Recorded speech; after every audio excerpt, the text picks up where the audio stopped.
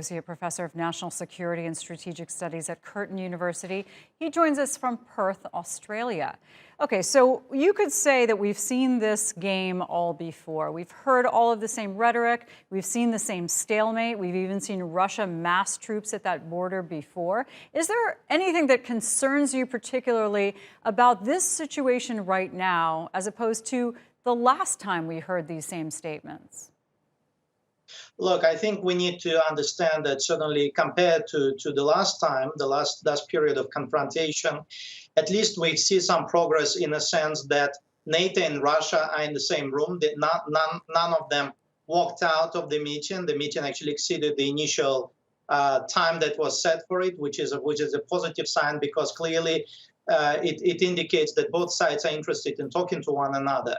The concerning part remains is, what if both sides will fail to agree on things which are not necessarily just linked to Ukraine? I mean, I think what they're focusing on is the entire European security landscape and the balance of forces on the European theater of war.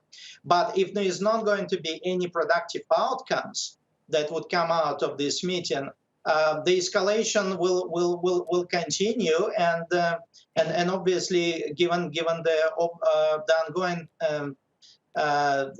state of tensions, the ongoing state of mutual suspicion and mistrust, I mean, with the situation remaining volatile, there is continuous risk of something going terribly wrong. Right.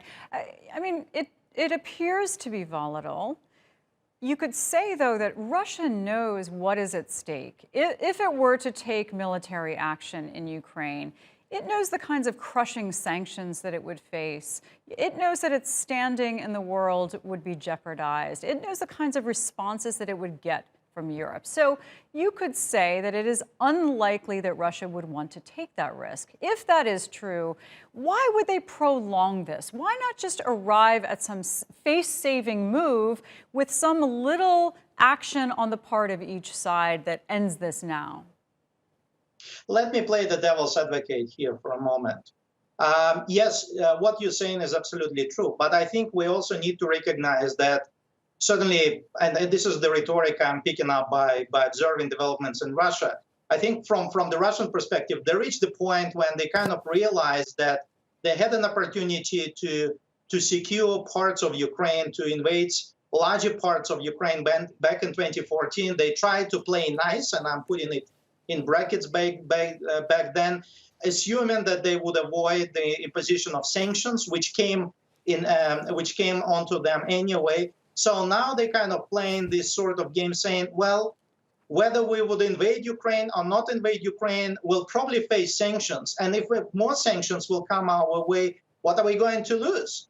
So I think and this is something perhaps some of the strategic decision makers in Europe recognize, that yes, you can kind of make the Russia a pariah in the eyes of the West, and you can introduce sanctions similar to the ones that have been imposed on Iranian or North Korean regimes, but that may in fact untie Russia's hands if you kind of want to imagine for a moment that the Russians kind of trying to restrain themselves. And then you would have the situation that would go beyond control, because then Russia will have no hesitation on taking as much of Ukraine and shredding it to pieces as it wants, because it would already face the dire consequences coming from the West. So I think it's a bit of a balancing game. So whilst the Russians still don't want to kind of play the bad Russian all the way and play they certainly do play the Russian roulette here by simply saying, well, we're still playing with a gun with one bullet in it,